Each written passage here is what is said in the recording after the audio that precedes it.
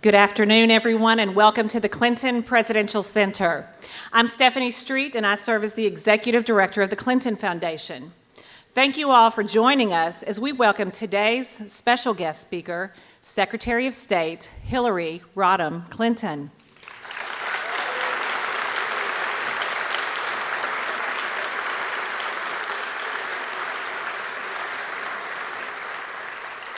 We are honored to host Secretary Clinton in the 14th installment of the Frank and Kula Kumpuris Distinguished Lecture Series. Established in 2007, the Kumpuris Lecture Series was made possible by a generous matching gift from the Kumpuris family in honor of their mother and in memory of their father. And we are pleased to have so many members of the Kumpuris family with us here today.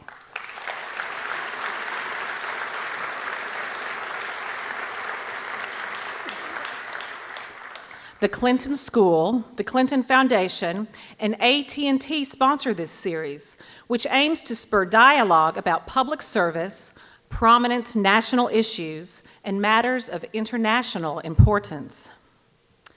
Dr. Dean Kumpuris has had a long-standing friendship with the Clinton family. He has been a tireless advocate for the Clinton Presidential Center, currently serves as Vice Mayor of the City of Little Rock, and has been a member of the Little Rock Board of Directors since 1995. And in his spare time, I hear he also practices medicine. It is now my great pleasure to welcome to the podium Dr. Dean Kumpuris.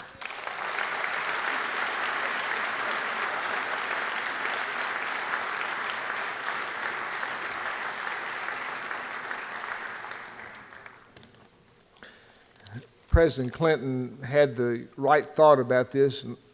What am I doing up here and why should I be up here? And that's a good thought.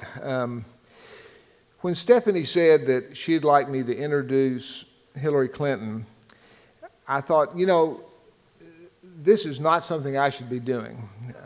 I'm not eloquent enough. We need to pick someone like one of the kids in the Clinton School who are young and energetic, and probably President Clinton is the greatest legacy you're going to leave this city.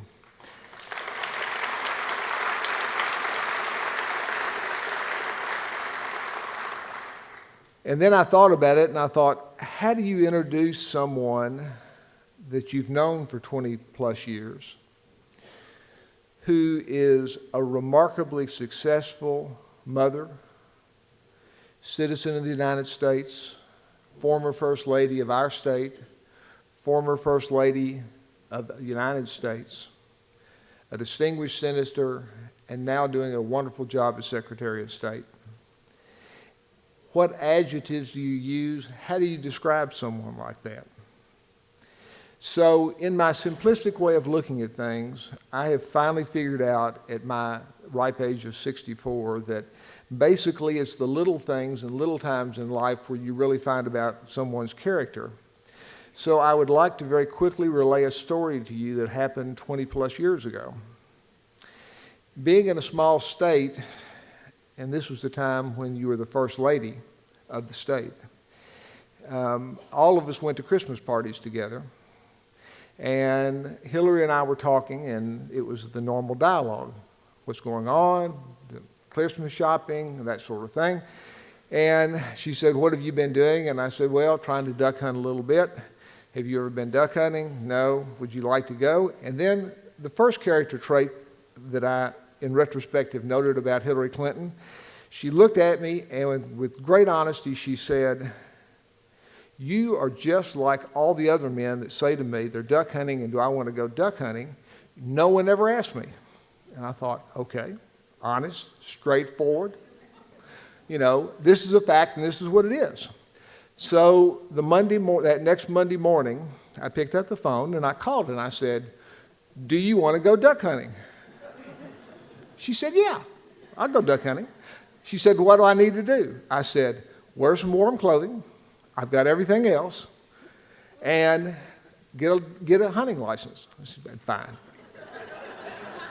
So I thought, well, you know, another trait comes out. a person with great gusto, willing to take a risk, never been hunting before, doesn't know much about it, but willing to take a chance to do this. As I've gotten older, I also understand that what she was also saying is that, you know, women can do anything men can do and probably better.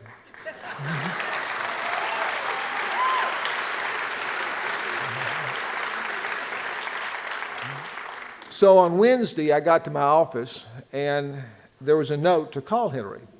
And I thought, here it comes. You know, I can't go, something's come up, that sort of thing. And I called, and I said, how are you doing? One of the discussions was, do we go Saturday or Sunday? And she said, Saturday. And she said, something's come up, and I thought, here it comes. I can't go. And it was my mother called me and wants to go shopping that day. Can I go on Sunday? And I said, no, I'm sorry. I've already got other plans on Sunday. She said, okay, I'll tell Mother I can't go. She can't go. And I thought, well, here's a person whose word is her bond. I mean, she said she'd do it. She's going to do it. And that was it.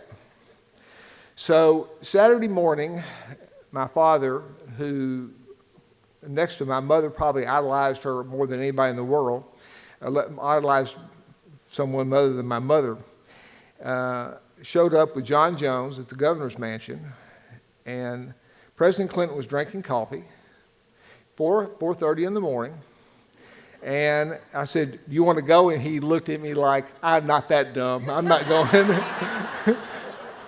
And Hillary joyfully jumped in the car, and we went. And I thought, okay, good sport, we're going to go. So we get down to our little place, and it's kind of a cold, drizzly day, and I put her in a pair of my waders, which are obviously a little bit too big for her. She wears my mother's old hunting coat that is old, and I have to really kind of duct tape the top of it, the front of it, to keep it together, a hat, and we go out.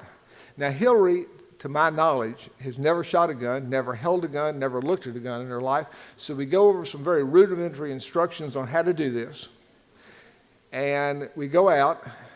And I thought, you know, she's really doing this well, but it's cold and never complains.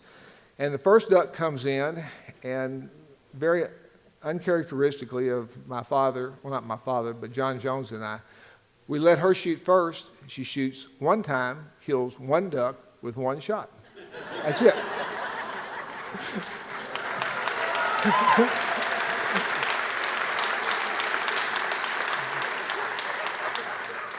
Next character trait comes out. She was appropriately surprised. She didn't brag. She didn't say, this is easy, you know, I'm a woman, I can do this without any trouble. She was humble. And then,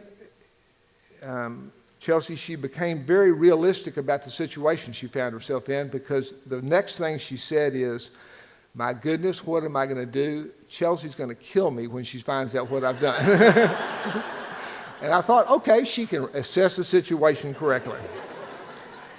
And not to make it sound like that Hillary is perfect in everything she did, there was one small problem we had when we came back in, and that is we were going to register our ducks, and even though she bought a license, she forgot to bring it. So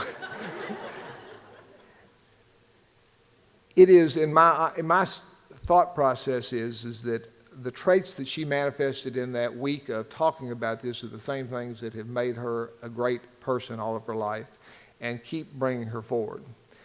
Arkansas is lucky to have had her and still have her as one of the people that have been here. We are the better for it, and I think she is the better for having been here also. Thank you. Hillary?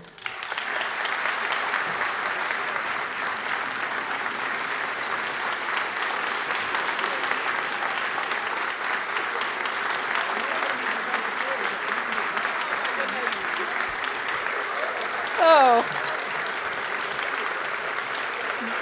thank you. Oh, my goodness. Oh, Dean, that story brought back so many extraordinary memories of that cold December day, standing in the water and the waders. And I'll only add a few little details. I didn't think it was uncharacteristic at all when they said, "Go ahead, you take the first shot."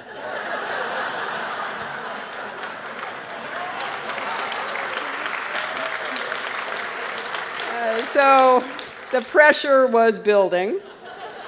It was really lucky.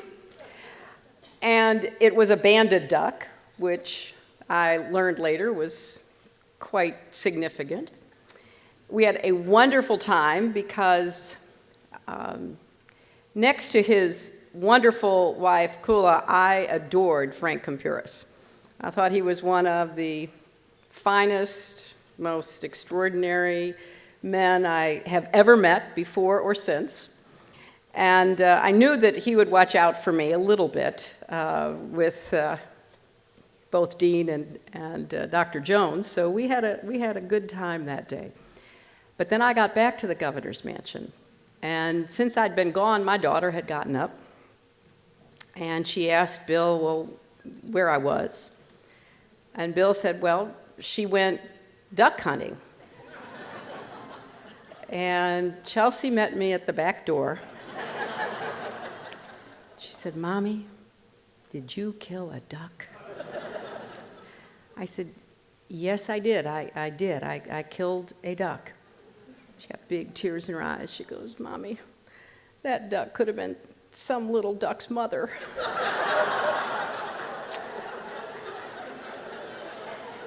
And it was shortly before Christmas, but it took, a day or two before she got over that. But it is a wonderful memory that I cherish, as I do so many memories from our extraordinary times and friendships and experiences here in Arkansas.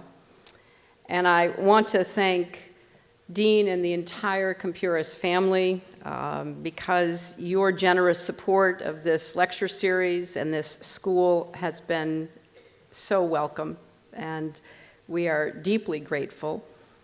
And I know, too, that Frank, who was so civic-minded and public-spirited, would have loved sitting in the front row right next to you, Kula. And he'd probably have about 100 questions for whoever was standing up on this stage.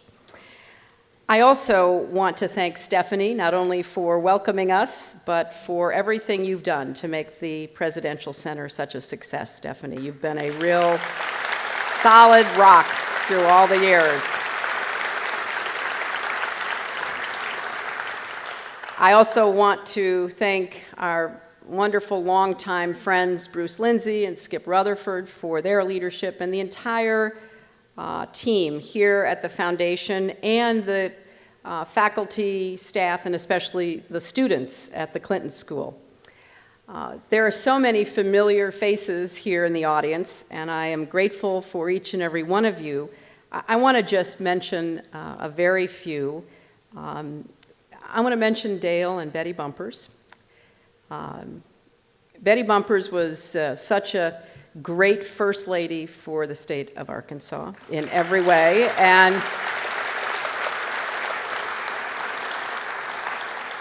just the other day, Betty called Bill and said, how worried should we be that the economy and all these cuts are going to undermine immunization efforts for our children? So she has been consistent, working on taking care of our children for long before I knew her, and ever since I have been honored to know her. And Dale, I am so pleased to see you looking as handsome and roguish as usual. And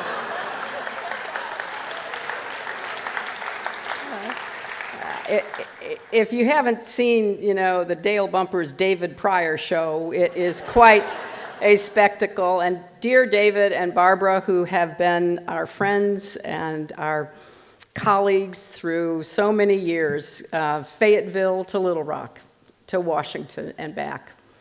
And Jim Guy, it's wonderful you're here. And Carol Tucker Foreman, welcome back to Arkansas. And thank you for the great battles you have waged on behalf of our food and nutrition and our children's health over all these years. And Bill Bowen, who many of you know is a great business leader over the years in Arkansas, but I knew him because occasionally he would let me come teach at the First Methodist Church Bowen Sunday School class, where he would quietly but effectively critique everything I was saying about the lesson of the day.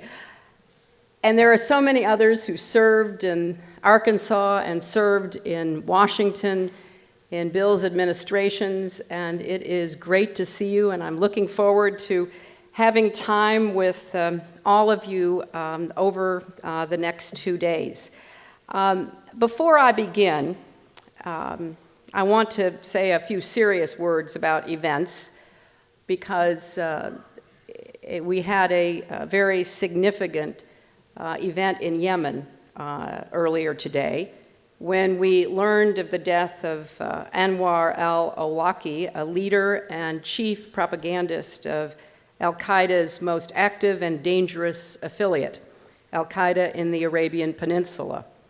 This is the terrorist group that tried to blow up an airplane filled with innocent people on Christmas Day in 2009, that attempted to bring down U.S. cargo planes in 2010. Al-Awlaki took a leading role in those plots and in spreading an ideology of hate and violence. But today, like Osama bin Laden and so many other terrorist leaders who have been killed or captured in recent years, he can no longer threaten America, our allies, or peace-loving people anywhere in the world. Today we are all safer, but we recognize that the threat remains, that Al-Qaeda does maintain the ability to plan and carry out attacks, and that our vigilance is required. So we will, along with our partners and allies, continue to ratchet up the pressure, continue pursuing a comprehensive strategic approach to counterterrorism, and work to deny Al-Qaeda and its affiliates safe haven anywhere in the world. It seems a long way from this absolutely glorious day here at the library after dedicating the bridge and the Bill Clark wetlands, but it is what I spend a lot of my time working on and doing every day. And it's such a pleasure for me to be back here to have a chance to once again see old friends and talk about what's going on in our lives, but also to remember that we are interconnected in ways large and small to people very far from where we are today. I remember the first time I flew into the Little Rock Airport all those years ago. Bill picked me up and drove me around Little Rock, then up through the Arkansas River Valley and the Ouachita Mountains to Hot Springs. And just as I had been told by Arkansas's biggest booster, who I first laid eyes on as he was saying, not only that, we grow the biggest watermelons in the world.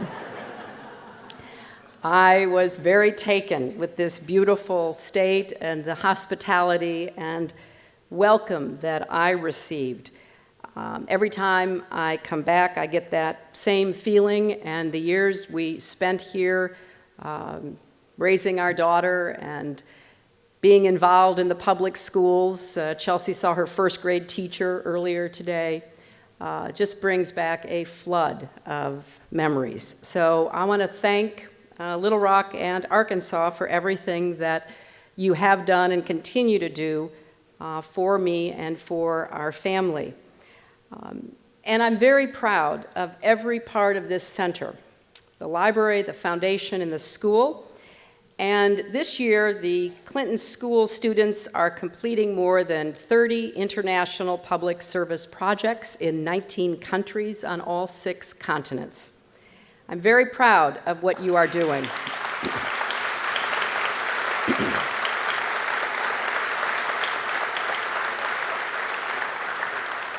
And I also know from my extensive travels on behalf of our country how essential it is that Americans keep reaching out and that we keep opening doors and searching for better understanding. So what you are doing is absolutely essential, and it embodies what Bill and I have tried always to keep at the center of our work, that the point of public service is to produce results. As Bill said earlier today at the bridge dedication, it's a very simple test. Are people better off when you stopped than when you started?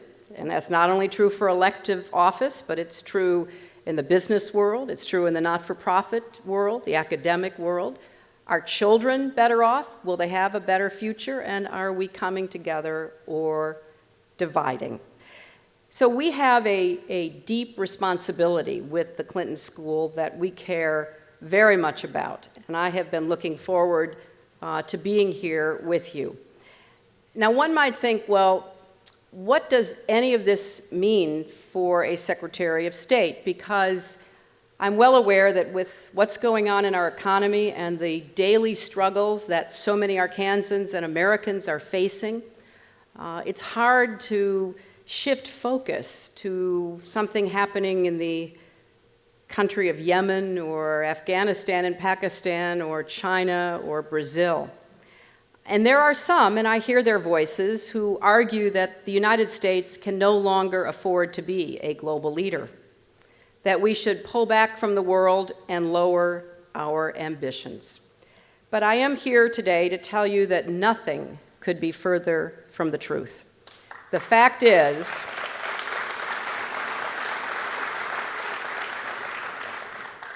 number one, we have no choice. The world is on our doorsteps whether we invite it or not. And number two, we cannot afford not to be engaging. Whether it's opening new markets for American businesses or breaking up terrorist plots and bringing the wars of the last decade to a successful close, our work around the world holds the key to our prosperity and security right here at home. Now, there are many examples of this, and some of them are controversial. But take, for example, the pending free trade agreement with South Korea. It is expected to create 70,000 American jobs if Congress approves it, including thousands right here in Arkansas because tariffs on most agricultural exports are phased out. That will make a real difference in people's lives. From the first days of the Obama administration, we have worked to renew America's global leadership because we want it to deliver more for the American people. And for the last decade, our foreign policy has been focused on places where we faced the greatest dangers, and responding to threats will always be central to our foreign policy. But it cannot be our foreign policy if all we do is focus on the threats and the dangers. We will miss the opportunities. And in the decade ahead, we need to focus just as intensely on the places where we have the greatest opportunities as on those places where we have faced the greatest dangers. Now, what that means for me every day is looking for ways to support the so-called Arab awakening, the transitions sweeping across the Middle East and North Africa. They are some of the most consequential historic changes of the last many decades, certainly since the fall of the Soviet Union. It also means renewing America's preeminent role in the Asia-Pacific. That is, for our future, the most consequential region of the world. It means elevating the role of economics in foreign policy, the most vibrant source of our power and a vital part of driving our economic recovery right here at home. It means working to empower women and girls around the world, a piece of unfinished business of humanity. It means changing the way we do foreign policy, so we are using 21st century tools and harnessing what I call smart power to produce results. So we are working on all of these fronts and more. But I deeply understand why so many Americans today are worried about what lies ahead for them, for their families, and for our country. Some even wonder, looking at the landscape of problems here at home and abroad, whether America is still up to the job. Well, we have lived through times of anxiety before. I remember when I was growing up, the fear was we were falling behind the Soviets in technology and ambition.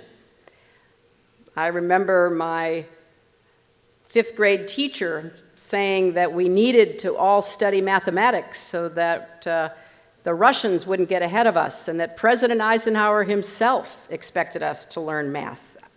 That made a big impression on me. I tried and hoped that the president would give me, some credit for effort.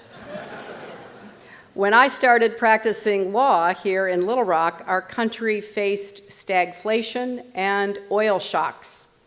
When I moved with Bill and Chelsea to Washington as he was inaugurated president, it was outsourcing, the apparent decline of American competitiveness, and a budget deficit which at the time seemed unbelievable, about $350 billion.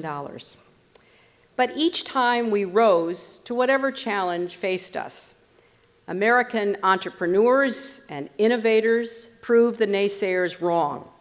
We outworked, we outbuilt, and we simply outcompeted every rival. When it mattered most, we put the common good first, ahead of ideology, party, or personal interest. So our people and generations of American leaders built a resilient economy, a global architecture of institutions and norms that protected not just our interests, but the interests of all people who wanted a better life in a rules-based international order. That was exceptional leadership from an exceptional country. I remember when Bill and I went to East Asia when he was governor. It was the first trade mission ever to places that seemed very far away from Arkansas, like Japan and Hong Kong. The people we met in Asia didn't see an America in trouble. They saw a beacon of opportunity and liberty, a superpower underwriting peace and security in the region, and a dynamic market driving global growth. And lucky for us, they also saw lots of Arkansas soybeans they wanted to buy. Now, that view of America was right then, and it's right now. In the last decade, we've lived through terrorist attacks, 2 long wars, and a global financial crisis. Through it all, America remains an exceptional country. And the sources of America's greatness are more durable than perhaps many realize. Yes, our military is by far the strongest. Our economy is by far the largest in the world. But our workers are still the most productive, and our universities are the gold standard. Our core values of equality, tolerance, opportunity are an inspiration to people everywhere. So yes, we do have real challenges, but there's no doubt we have the capacity to meet them. Just look here in Arkansas. Arkansas farmers are finding new markets for poultry, cotton, and rice, and those exports are supporting tens of thousands of jobs on and off the farm.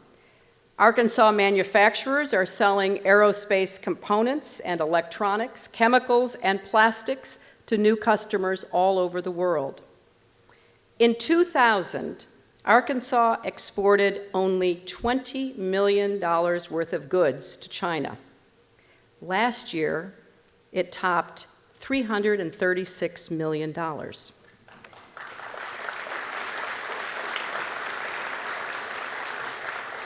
And this summer, Governor Beebe delivered the keynote address at the first ever Arkansas-China Business and Economic Summit at the University of Central Arkansas. Students across Arkansas are working to help solve problems, like in Bangladesh, where they are supporting a farmer-to-farmer program that uses new technologies and new relationships to boost food production. And the State Department is doing everything we can to promote American business abroad. Foreign investment in Arkansas already directly supports more than 33,000 jobs, but I think that's just the beginning of what is possible. So we are making it a priority for our ambassadors to help American businesses, to work with governors and mayors like Governor Beebe and Mayors Mark Stodel and Patrick Hayes, to have job-creating investments back here, doing what we do best, making things and exporting those. We're also working to bring down other countries' internal trade barriers that deny our companies a chance to compete fairly, including abusive regulatory regimes, currency manipulation, and lax labor and environmental standards. And we are standing up for the intellectual property rights of America's innovators, too often under attack nearly everywhere in the world. And to build up tomorrow's trading partners and create future opportunities for exporters, we are changing the way we do international development and focusing on investment rather than aid. So everything I know tells me that we have the talent and the ingenuity and the work ethic to come through these current difficulties. But nothing is preordained. No outcome is inevitable. Leading the world in the years ahead will take the same hard work, clear-eyed choices, and commitment to shared sacrifice and service that built our country's greatness in the first place. And ultimately, that responsibility doesn't rest on the shoulders of a president or a secretary of state or a governor or a senator or a mayor. It's really an obligation that belongs to all Americans. We have to step up. We have to improve our own efforts. We have to find both the common ground and the common good that has united us in the past. Now, late last year, I held a town hall meeting in Pristina, Kosovo. This is a place where America made all the difference to the future of those people who survived a brutal effort at ethnic cleansing. In Pristina, if you ever go, there's a very large statue of Bill as a way of thanking him for his leadership. And next to the statue, there's a little shopping area, and somebody started something called the Hillary Store, where they sell very nice clothing, but alas, no pantsuits. And so I went into the store and I said, my goodness, I'm so surprised. Why on earth do you need a Hillary store? And the woman whose store it was very, proudly told me they didn't want Bill to get lonely. So later at the town hall meeting, a man stood up and thanked me for everything America had done for his country. And like in so many places in the world, he and his neighbors continued to see American leadership as a linchpin to their own future success. And he asked me, will you help us so we could finally see the biggest and the brightest and the most beautiful parts of democracy and a new economy? Can the great American nation assist us in our struggle to restore our hope? Just as in times past, that is what America still means to countless people around the world. Opportunity, responsibility, community. And today it is our chance and our great privilege to live up to that well-earned reputation of the past, to make the hard choices here at home and abroad that keep the promise of America alive and well. Yes, we have to keep putting people first and keep building those bridges, and don't stop thinking about tomorrow. Thank you all.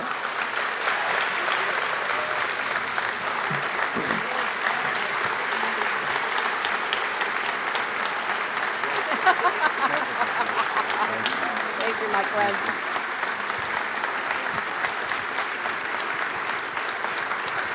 All right.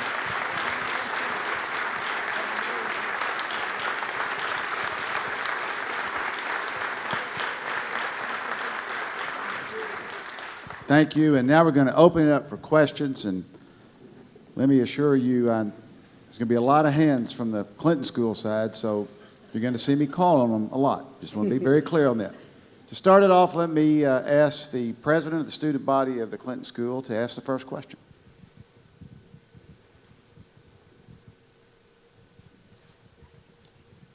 Thank you, Dean Rutherford, Madam Secretary. It's an honor. My name is Fernando Coots, and on behalf of all of us, thank you very much for coming. We truly do appreciate it.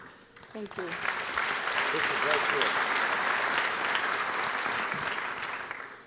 But to get to the fun part, my question involves the fact that since 9/11, our country has had a policy where anybody who harbors terrorists is considered a terrorist themselves. And it's now become pretty evident that Pakistan has been harboring the Haqqani network for a while, and not just harboring them, but even helping them. So my question to you as our chief diplomat is, how do you plan on balancing the pressure that we need to put on Pakistan to stop that with the fact that we also need them as an ally in the war on terror? And thank you again. Thank you very much, and I think your question sums up the challenge and the policy that we have been pursuing. Our relationship with Pakistan is critical to the ongoing stability and peace of the region, as well as the fight against terrorism.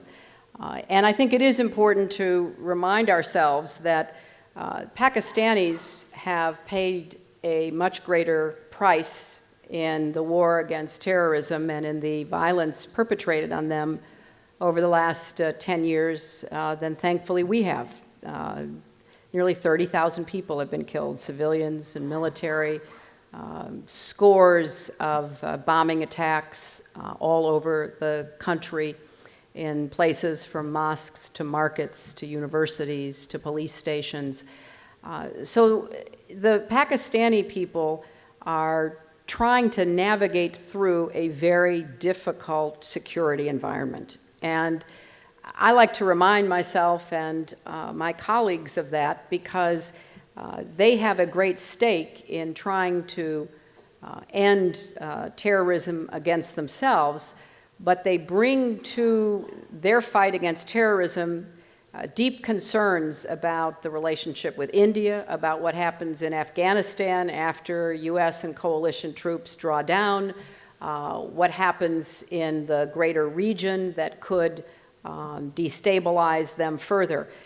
So it's a challenging position for us to be in and to advocate.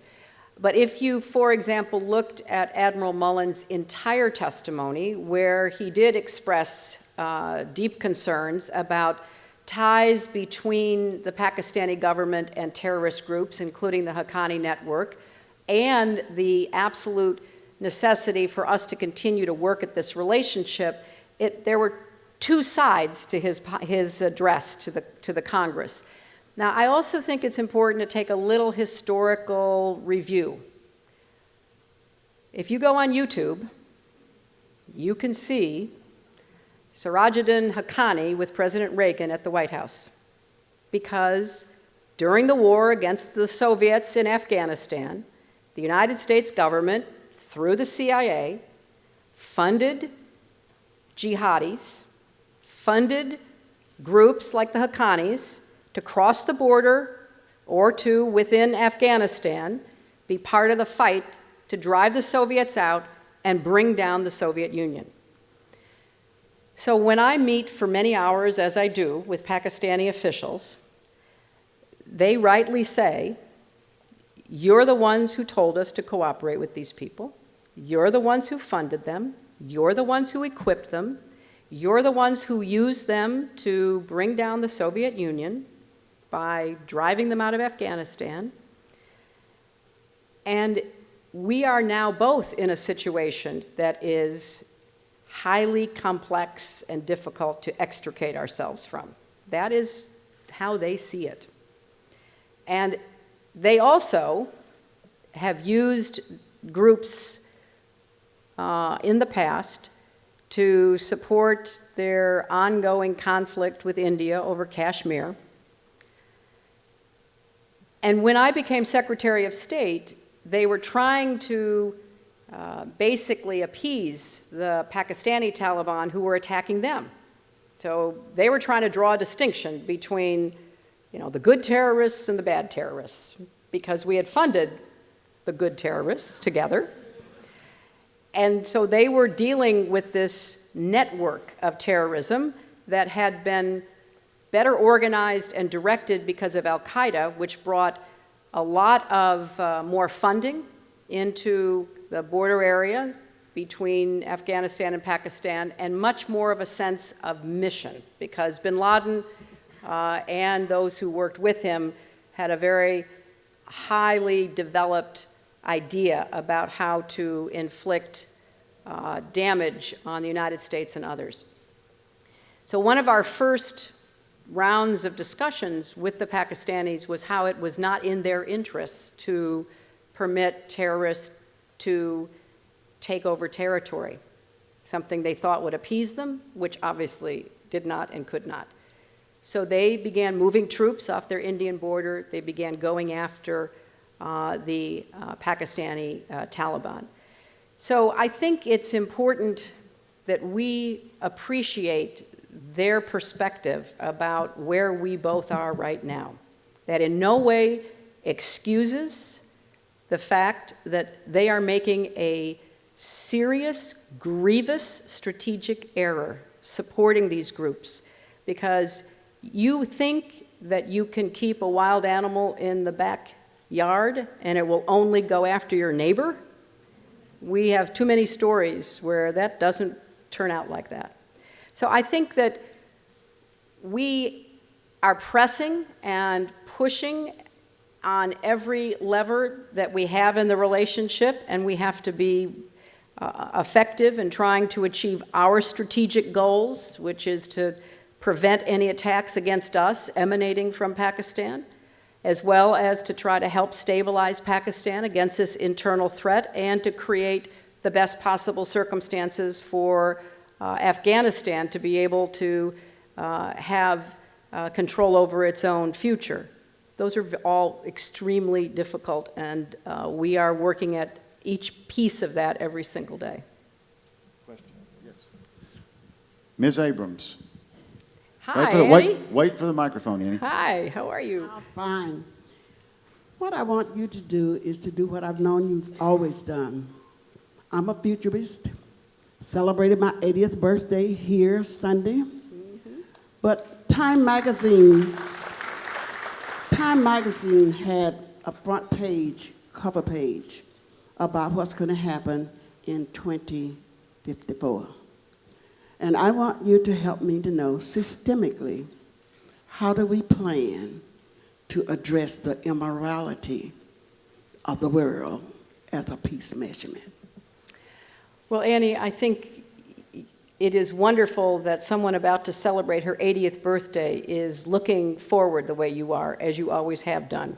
And by asking your question, forcing all of us to look forward. Bill has one of his many great observations is, there are the headlines and then there are the trend lines. And it's so easy to get caught up in the headlines. That's true if you're in government, and it's true if you're a citizen trying to follow what happens. But you got to keep your eye on the trend lines. And I think that the trend lines favor the United States if we do what we're expected to do. If we keep true to our values, our faith, if we pursue our interests in a smart way, if we get over the internal political conflicts that we have too much of today, because it really is, to quote my husband again, an example of us majoring in the minors. And we need to start looking at what's important for us. How do we grow this economy? How do we take care of our people? How do we close the income gap? How do we take on inequality in our own nation? How do we keep perfecting our union and improving our democracy? Because we have to remain the exemplar. When people are trying to figure out what does democracy look like in Egypt or Libya or Tunisia or Indonesia, they look at us. Now, that doesn't mean they're going to adopt everything we do whole cloth, because they have different histories, different cultures. But we have to be a good model of what it means in what I refer to as the age of participation, where everybody wants to participate, where everybody has the means to do so through technology.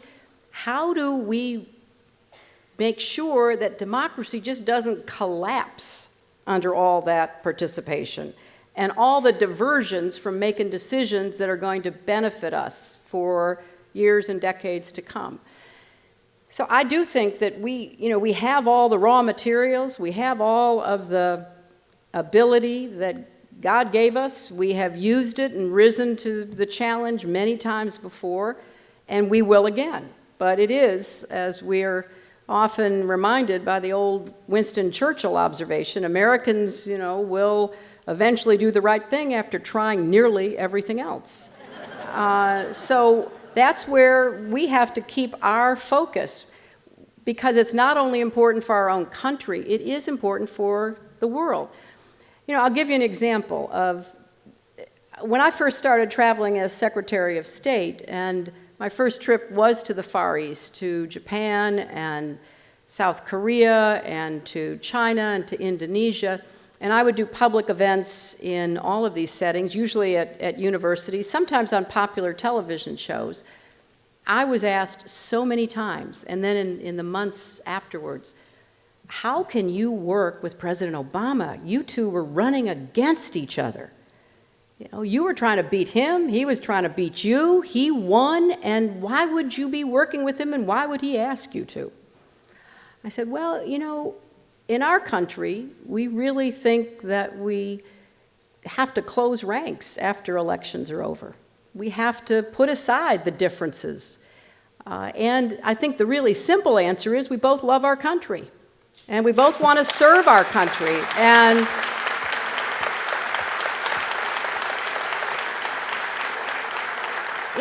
that was so hard for people to understand, because politics is a blood sport, and truly a blood sport in some places. It's a contact sport at the very least here. But I've met so many people whose fathers and mothers and sisters and brothers and sons and daughters have been killed because they were trying to participate in developing a democracy. So part of what we have to tell the world is there are certain fundamental values, and there is a morality to democracy where we respect the other's opinion, the other's aspirations, where we try to work together to find that common ground and that common good. And if we ever stop doing that, then, we'll be a great country. We'll still have a great economy for the very, very far into the future, as far as I can certainly imagine. But we won't be the kind of model that the world desperately needs. There is a democratic awakening in places that had never dreamed of democracy. And it is unfortunate that it's happening at a historic time when our own government is facing so many serious economic challenges, because there's no way to have a Marshall Plan for the Middle East and North Africa. I'll just end with this, but think about how remarkable this was. End of World War II, hundreds of thousands of Americans killed, everybody in the country totally dislocated, millions of men off to war, women in factories. It was a full experience from every part of society. And like my father, who was in the Navy for all those years during the war, he came home, all he wanted to do was get back to his business, start a family, live his life. And along came Harry Truman and George Marshall. And they said, if we want a future that will be good for your children, the so-called baby boomers, the post-World War II kids, guess what? We have to rebuild our enemies. And that means we have to keep taxing you to pay for us to do that. So here's my dad and all the men like him, and some of the women too, who thought, I just want to be left alone. I just want to make my own way. And now my president and this general Secretary of State is saying, sorry, we have to build for the future. And so they did. And it was, in today's dollars, about $150 billion of a commitment to rebuild places like Japan and Germany and Italy and war-torn Europe. But look what it gave us. It gave us the greatest period of prosperity and peace. And, just dreaming, if we had the means today to really make a huge commitment in these places that are talking about democracy, but they don't have political parties, they don't know what that really means for them to have to do, we could have a very significant impact. Because it's not only political reform they need, it's economic reform. And the thing about the Marshall Plan, which people forget, is that we basically gave money to businesses to rebuild, to hire people. We could make a huge difference in Egypt and Tunisia and Libya and elsewhere. But we are stretched here at home and we have our own priorities. But just think of the difference not only in leadership. Everybody talks about, oh my goodness, we need this and that in leadership, but in citizenship. Now, it's also why Harry Truman nearly lost the election and how he had to work really hard and didn't run for re-election. But then, 10, 15 years later was viewed as the great statesman, not only American, but global, that he actually was. So. Question. All right, Jasmine, and please identify yourself, J-Med, and when. Madam Secretary, thank you for being here. I'm a second-year master's candidate here at the Clinton School. I just wanted to ask you, I was honored last week to be at CGI and got to sit in on a session with Her Majesty Queen Rania from Jordan and other influential women from the Middle East. And they talked about the Arab Spring and just women's roles. And I just wanted to know what you saw, what kind of impact you see women having in the new Middle East. Well, it's a great question. And the short answer is the jury is out. Women were at the forefront in Tahrir Square, in Tunisia, and it's too soon to really speak about what will be the outcome of their sacrifice and their commitment.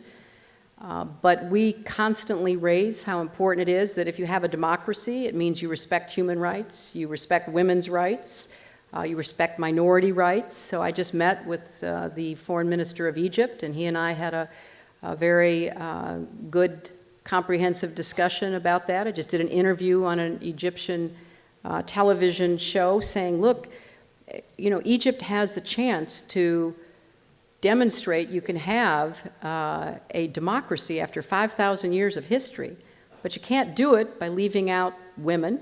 You can't do it by marginalizing the Coptic Christians. You can't do it by having one election one time where one group wins and then they never want to have another vote. So all of these are concerns that we raise constantly with our counterparts. And the United States has tried to be supportive of groups that are working to make sure that the full meaning of democracy is not lost. Because I think for too long people thought, okay, we have an election, fine, then we're a democracy. And we know from our long experience you needed independent free press, you need an independent judiciary, you need protection of minority rights, you need all kinds of a framework for freedom of speech and freedom of conscience and religion and all that goes in to really showing respect for the dignity of every individual. So we are pushing this at every opportunity, but it's too soon to tell. And a lot of the voices of the women that you heard at CGI are very important because they're from the region, they're speaking out, they're trying to make a difference, but we all have to be really vigilant about that. Kate, identify yourself, please. Hi, my name is Kate Covey. I'm a second-year student here, and I also am a graduate assistant at the Center on Community Philanthropy here at the school. And I'm wondering if you could speak to the role of citizen diplomacy and development diplomacy in the U.S. role abroad, and also if that impact is different than traditional diplomacy. It's a great question, and I think that both citizen diplomacy and development diplomacy have been part of our diplomatic arsenal for a long time, but the benefits of each is becoming much clearer. And when I became Secretary of State, I ordered the first ever quadrennial diplomacy and development review. The Defense Department does what's called the quadrennial defense review, the QDR, and so we do the QDDR to say, how can we be more effective? And two areas that jumped out were citizen diplomacy and development diplomacy. With respect to citizen diplomacy, we can actually talk about it in a disciplined way now because of what we call 21st century statecraft. Technology, social networking, connections of all kinds that people can make directly citizen to citizen have changed the landscape. You know, back when in June 2009, after the Iranian election, and there was a great outrage among the Iranian people and a lot of efforts in the streets to try to overturn what was clearly a fraudulent election and to have a voice in their own future. And we had a really difficult decision to make because a lot of our Iranian contacts were saying, don't get too out front in this. We want this to be Iranian. We don't want this to be American. But at the same time, people arranging for demonstrations and sharing information were on the internet, doing that through all of the various sites. And we were told that you know, some of the sites were going to, just on a regular cycle, were about to be shut down because it was the time of year when they shut them down for like, you know, a day and took a look at them. And so we intervened and said, no, you've got to keep the information flowing so that the people in the streets can communicate. And then, of course, in Tahrir Square and in Tunisia, we saw that without that kind of connection technology, it would have been very difficult to put the people in the streets, to be demanding their rights. Now, that's citizen to citizen in a very direct way. Governments are catching on. They're becoming much smarter about how they try to block that. So what we're doing in the State Department and in the Obama administration is putting a lot of money into devising ways with our experts in technology to get around a lot of the barriers and the ways that governments try to shut these down. You know, there was that period in Egypt when the Mubarak regime shut the entire internet down, but it so damaged business and it also damaged the government that they had to get it back up again. So we're watching all of this and we're very concerned about how we keep adding to what is possible for citizen to citizen diplomacy. On development diplomacy, you know, really, I'm always a little bit saddened when people say, well, you know, we can balance the budget if we just end foreign aid, which is, you know, gee, if you could do it, maybe it would be worth thinking about. But obviously, it's not at all credible. We have a very limited amount of our budget, about 1% that goes to foreign aid. But what do we use it for? Well, we use it for emergencies, like after the earthquake in Haiti. America was there, and we were seen as really reaching out and helping. Other natural disasters around the world where we get there and we try to help organize, and I think it's a real credit to us. We use it to deal with some of these trendline problems like malaria and HIV, AIDS, and tuberculosis, because we do it for humanitarian reasons, but we also do it because in this interconnected world, diseases travel. So there's a lot of reasons why development is good for America, but it's also a way of interacting with countries other than, military or diplomats. It's a different approach. It's a different way of enlisting the understanding of governments and people in other countries that they too can help improve the lives of those who are less fortunate. So there's a lot that we do through those two means. Ms. Bumpers, did you have a question? Let's wait for the... Yes, let's wait for the microphone here. I don't think we need to identify this person. Ladies and gentlemen, Betty Bumpers. As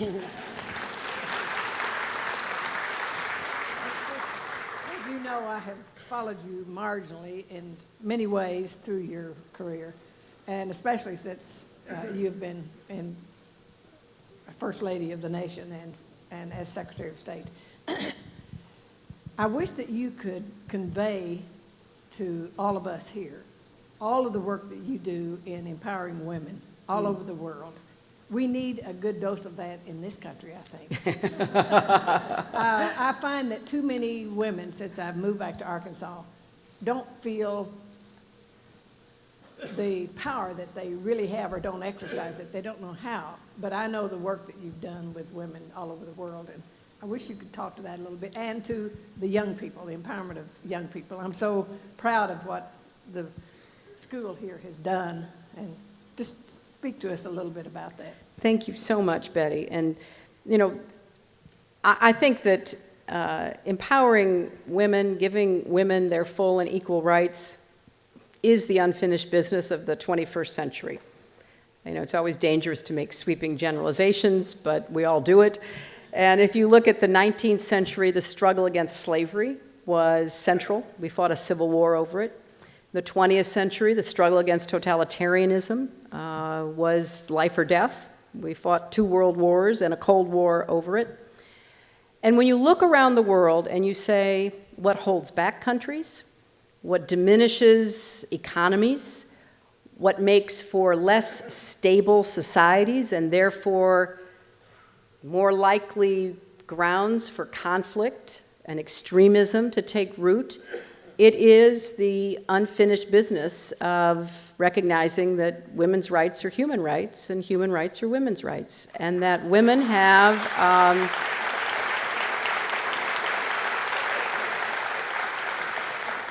certainly enjoyed greater opportunity, but we are not yet where we need to be. Now, in some places, the laws are no longer in the way, but there are attitudes, there are psychological barriers, there are cultural expectations, there are, as Betty said, you know, women even in our own country who are unable to see what they are capable of as independent human beings in their own right. And so we have to continue to work with our girls and our education systems, our families, you know, to make it clear that what's so wonderful about our country is that although it's taken a long time, we are breaking down the barriers to equality and to opportunity. And so we want to maintain this meritocracy that has been the hallmark of our vision of how America should work, and it needs to include, you know, women and people with disabilities and the LGBT community and minorities and everybody else who has the willingness to make a contribution and wants to be judged on his or her own merits. Now, in much of the rest of the world, we are still battling laws and customs that are debilitating for women. You know, just about 10 days ago, I gave a speech out in San Francisco about all the data about the economy that we now have gathered. The World Bank has gathered at the IMF, other financial research groups, which show how much more productive every economy in the world could be, including our own, if all the barriers to women's full economic participation were eliminated. And that's especially important to remind ourselves of because it's not only the right thing to do, which indeed it is, but it makes economic sense and it helps to build stronger societies and stronger democracies. So it's been a particular concern of mine my entire adult life, and I have seen a lot of progress, and I've known a lot of very brave women and men who have joined in this struggle. We just lost one just last week, Wangari Maathai, the first African woman to be given a Nobel Peace Prize, who got it because she understood the connection between women's lives and environmental degradation. And so she began a green movement across Kenya and then into other areas of Africa where women were planting trees and nurturing them, and it really sent a message to the poorest girl in the poorest village that you have a role to play, and it's important. And there are so many examples of women like that. You know, at CGI last week, Aung San Suu Kyi from Burma was interviewed by long distance along with Archbishop Tutu. You know, a woman who has shown amazing strength and dignity over so many years on behalf of democracy in her country. You know, I could go down the list. Whether it's a woman or a man who is struggling for equal opportunity, for their voices to be heard, it's really in America's interest to support that. And I think it's particularly in our interest to support the education of girls and women, the empowerment of girls and women, because what we know is that you have more stable societies and a better chance at avoiding conflict if women themselves are part of the entire fabric of a country. So I'm not doing it just because I've always done it. I'm doing it because every year I get more convinced it's in America's interests and the world's interests that we do it. All right. Got questions over here? Let's get one from the new class. Let's do Pape. Introduce yourself and tell where you're from. Thank you, Madam Secretary, for speaking with us today. My name is Papi Mutumosi from the Democratic Republic of Congo, and I am a first-year Clinton School student. Madam, I don't have a question, but talking about women in Africa, allow me to thank you for your visit in the Congo in 2009, where you promote democracy in my country. But mostly thank you for visiting Goma, the most dangerous place in Africa to live as a woman. Despite security concern, you went on to meet horrific victims of rapes and other sexual crime. Also, thank you for speaking out against the unspeakable violence against women and girls of the Democratic Republic of Congo. Madam, I might not know why people, when they learn a Clinton School student, they ask me, have you met with President Clinton yet? But I know why people from my country ask, have you met Madam Secretary Hillary Clinton?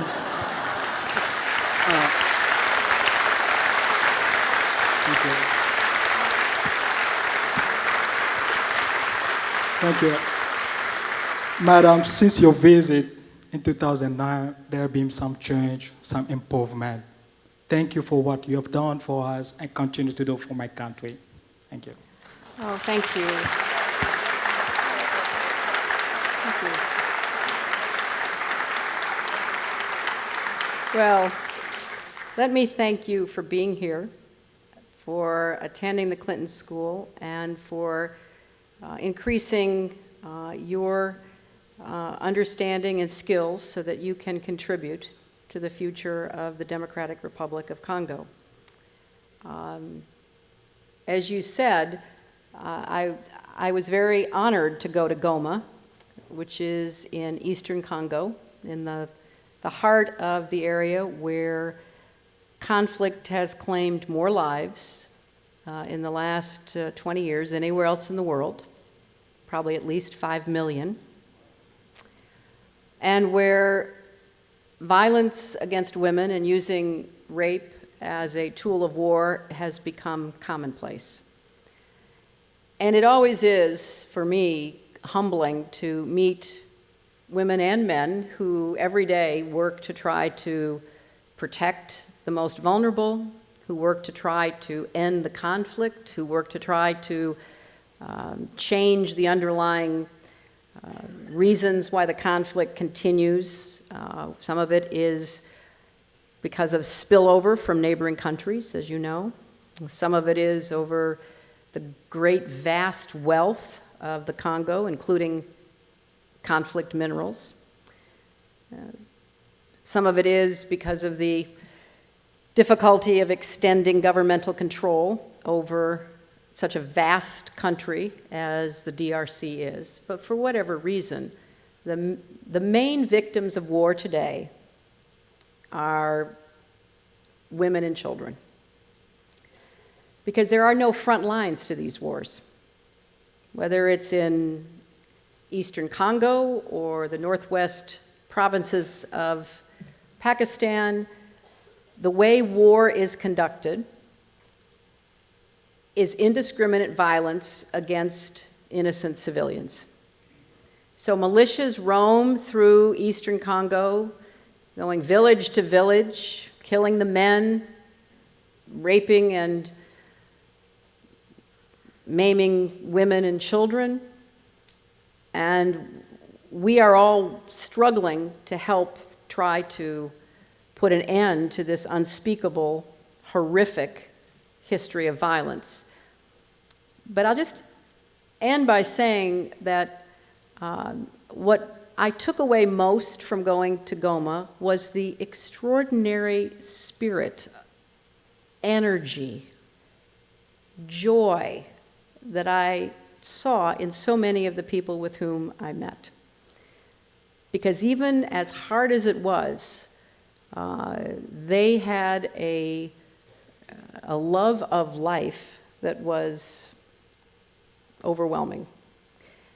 And those who were working in the trenches to deal with the physical and mental wounds of the vicious attacks that so many of the people I met with and saw had suffered were doing it with money from their governments, from multinational organizations, from religious organizations. They were all committed to doing what they could to start hospitals, to help save lives and give people a new future. And I met one woman who herself had been brutally raped, and what happens often when this occurs is that the family doesn't want the woman back because the shame of it, the confusion of it is just too much. And so often they are separated from their remaining families, not taken in. And this woman found refuge in one of the hospitals that has been established in Goma, and thankfully she successfully underwent physical surgery. When I met her, she was returning to the forest every week searching for women who were left there to die and were too ashamed to try to struggle to come forward. And she was literally picking them up, moving them into the hospital, staying with them and helping them.